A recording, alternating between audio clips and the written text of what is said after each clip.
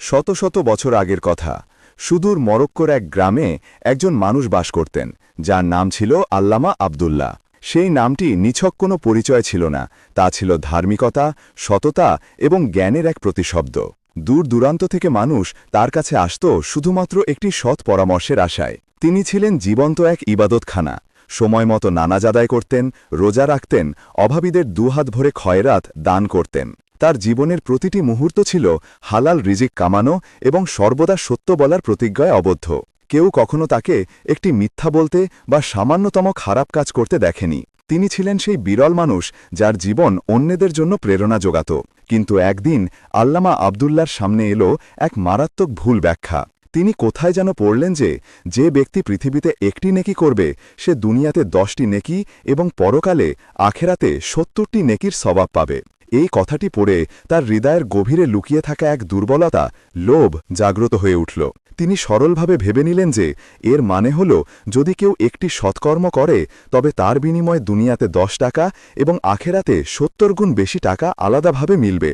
এই মারাত্মক চিন্তাটি আসা মাত্রই তিনি ভাবলেন যে ছোট ছোট খয়রাত করে সেই বরকত ও সওয়াবের হিসেব রাখা যায় না। তাই তিনি সিদ্ধান্ত নিলেন, কেননা একবারে সব দান করে দেওয়া হোক এবং তার বদলে দুনিয়াতেই 10 গুণ বেশি টাকা পাওয়া যাক।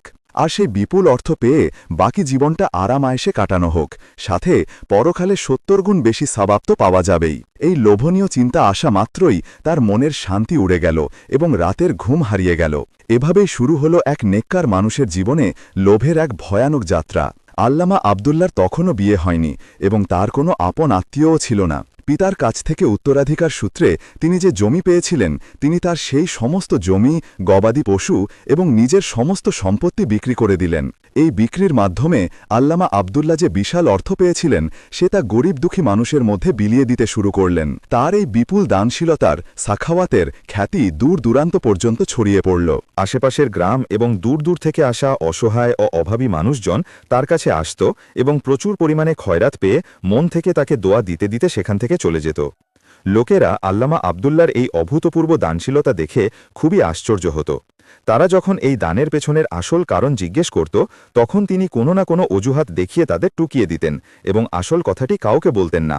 গ্রামবাসীদের তখন এই ধারণা হয়েছিল যে আল্লামা আব্দুল্লাহ হয়তো এখন গ্রাম ছেড়ে গভীর জঙ্গলের দিকে যাবেন কিংবা কোনো পাহাড়ের গুহায় বসে কেবল আল্লাহর ইবাদত করবেন। কিন্তু এমন কিছুই ঘটল না। আল্লামা আব্দুল্লাহর সব অর্থ শেষ হয়ে গিয়েছিল। তিনি শুধু নিজের একান্ত খরচের জন্য সামান্য কিছু টাকা আলাদা করে রেখেছিলেন। এখন তিনি অধীর আগ্রহে সেই অপেক্ষা করতে লাগলেন যে কখন তাকে তার দানের বদলে 10 গুণ বেশি অর্থ মিলে যাবে, কারণ তার দৃঢ় বিশ্বাস ছিল যে দুনিয়াতেই তিনি এর বদলে 10 গুণ বেশি টাকা পাবেন। তারপর তিনি বিপুল অর্থের মালিক হয়ে যাবেন এবং সেই সমস্ত টাকা দিয়ে প্রচুর জমি কিনবেন অথবা কোনো বড় ধরনের ব্যবসা শুরু করবেন। দিনগুলো এভাবেই কেটে যেতে থাকল এবং আল্লামা আব্দুল্লাহ তার কাঙ্ক্ষিত সম্পদের অপেক্ষা করতে থাকলেন। কিন্তু তিনি তার দান করা টাকার 10 গুণ তো দূরের কথা, এখনও পর্যন্ত একটি পয়সাও পেলেন না। তিনি প্রতিটি দিন অপেক্ষায় কাটাচ্ছিলেন, কিন্তু কোনো আশার আলো দেখতে পাচ্ছিলেন না। ধীরে ধীরে তিনি হতাশ হতে শুরু করলেন। তার নামাজ আদায় করার আগ্রহ কমে আসতে থাকল এবং তিনি সব সময় চিন্তিত ও মনমরা হয়ে বসে থাকতেন। তার মনে শুধু এই দুশ্চিন্তাটা থাকত যে এখন তার জীবনে কি হবে, বাকি জীবনটা কিভাবে পার করবেন, কারণ তিনি কোনো কাজও জানতেন না। লোকেরা আল্লামা আব্দুল্লাহর এই বিশাল পরিবর্তন দেখে খুব অবাক ছিল। যখন লোকজন তাকে জিজ্ঞেস করত যে আপনি নামাজ পড়া এবং নেক কাজ করা কমিয়ে দিলেন কেন, তখন তিনি তাদের কোনো উত্তর না দিয়ে কেবল চুপ হয়ে যেতেন। একদিন তার কাছে এক অচেনা ব্যক্তি এলো এবং তাকে দেখে বলতে লাগল যে, ভাই, আমি তো আপনার দানশীলতা এবং আপনার পুণ্যের কথা শুনে অনেক দূর থেকে আপনাকে দেখতে এবং আপনার সাথে সাক্ষাৎ করতে এসেছিলাম, কিন্তু এখানে এসে আমার কাছে পরিষ্কার হলো যে আমি আপনার সম্পর্কে যা কিছু শুনেছিলাম তা বোধহয় ভুল ছিল। আসলে এর পেছনের কারণ কি? আল্লামা আব্দুল্লাহ যখন এই কথাগুলি শুনলেন তো তিনি তার প্রশ্নটি এড়িয়ে গেলেন এবং অন্য প্রসঙ্গ নিয়ে কথা বলতে শুরু করলেন। কিছুক্ষণ পরে সেই অচেনা লোকটি সেখান থেকে চলে গেল। কিছুকাল পেরিয়ে যাওয়ার পর সেই অচেনা লোকটি তার কাছে আবার ফিরে এলো। তার বেশভূষা এবার কিছুটা অদ্ভুত ছিল। লম্বা সাদা দাড়ি, বড় বড় চুল ছিল তার। শরীর ছিল রোগা পাতলা এবং লম্বা। সে এসে সেই একই কথা বলতে শুরু করল যে, আল্লামা আব্দুল্লাহ সাহেব, আমি তো আপনার নেকির আলোচনা শুনে এসেছিলাম। কিন্তু এবার আল্লামা আব্দুল্লাহ তার কথাটি মাঝপথেই কেটে দিলেন এবং তাকে বলতে লাগলেন যে, ভাই সাহেব, তোমার কি আর কোনো কাজ নেই যে তুমি এত লম্বা দূরত্বের পথ পেরিয়ে বারবার আমার কাছে চলে আসো? পৃথিবীতে আরও এমন অনেক মানুষ আছে যারা নামাজও পড়ে না, কিন্তু তোমার শুধু আমাকে নিয়েই এত চিন্তা কেন? তারপর সেই লোকটি যে নিজের নাম ইবলিস বলেছিল, সে বলল যে, ভাই, চিন্তার কোনো কারণ নেই, কারণ আপনি অত্যন্ত নেক মানুষ ছিলেন, এত নেক যে নিজের পূর্বপুরুষদের জমি বিক্রি করে আপনি গরিবদের মধ্যে খয়রাত করে দিলেন। লোকজনের তো এই ধারণা ছিল যে এখন আপনি আরও বেশি পুণ্য এবং আরও বেশি ইবাদত করবেন, কিন্তু এমন কিছুই দেখতে পেলাম না। উল্টো আপনার নামাজ এবং আপনার নেক কাজগুলিতে কমতি এসে গেল। এই ব্যাপারটা কি এবং এর কারণটাই বা কি? আমি তো এই রহস্যের সন্ধান করে তবেই শান্ত হব। এরপর আল্লামা আব্দুল্লাহ তাকে চোখ পাকিয়ে বললেন, যদি আমি তোমাকে না জানাতে চাই তো আমি যে কাজের সংকল্প করি তা করেই থাকি, আর দুনিয়ার কোনো শক্তি আমাকে সেই কাজ করা থেকে রোধ করতে পারে না। আর তুমি দেখে নিও যে আমি তোমার আসল পরিচয় বের করে তবেই ছাড়ব। সেই লোকটি রাগ নিয়ে বলল এবং তারপর সেখান থেকেই ফিরে গেল এবং আল্লামা আব্দুল্লাহকে হতভম্ব ও চিন্তিত অবস্থায় সেখানেই ফেলে গেল। আল্লামা আব্দুল্লাহ এই কথা ভেবে অবাক হচ্ছিলেন যে আসলে এই অচেনা লোকটির আমার জন্যই এত মাথা ব্যথা কেন, এবং আল্লামা আব্দুল্লাহ এই কথাগুলি ভুলে গেলেন। তার তো শুধু এই দুশ্চিন্তাটি ছিল যে তিনি আল্লাহর নামে যে খয়রাত করেছিলেন তার বদলে 10 গুণ বেশি টাকা কবে পাবেন। একদিন খুব জোরে বৃষ্টি হচ্ছিল এবং আকাশ জোরে মেঘ গর্জন করছিল এবং এমন মনে হচ্ছিল যে যেন আকাশ থেকে এখনই বিদ্যুৎ পড়বে। কালো মেঘ এত বেশি ছেয়ে গিয়েছিল যে দিনের বেলাতেই যেন রাত হয়ে গিয়েছিল। ঠিক সেই মুহূর্তে ইবলিস নিজের গাধার পিঠে বৃষ্টিতে ভিজতে ভিজতে কোথা থেকে যেন এলো এবং আল্লামা আব্দুল্লাহর দরজা জোরে জোরে আঘাত করতে লাগল। আল্লামা আব্দুল্লাহ ভাবলেন যে এত বৃষ্টির মধ্যে এই কোন বিপদ এসে হাজির হল। তিনি দৌড়ে গেলেন এবং দরজাটি খুলে দিলেন। তিনি ইবলিসের এই অবস্থা দেখে খুব অবাক হলেন।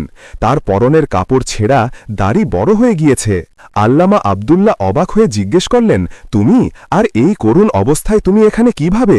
সেই লোকটি বলতে লাগল যে, হ্যাঁ, আমি খুব গরিব হয়ে গিয়েছি এবং এখন এই দুনিয়ায় আমার আপন কেউ নেই, আর এখন আমি আপনার কাছে চলে এসেছি এবং এখন আপনার খেদমত সেবা করেই জীবনের বাকি অংশ আপনার সাথেই কাটাবো। আল্লামা আব্দুল্লাহ আশ্চর্য হয়ে বললেন, কিন্তু এখন আমার কাছে আর বেঁচেই বা কি আছে?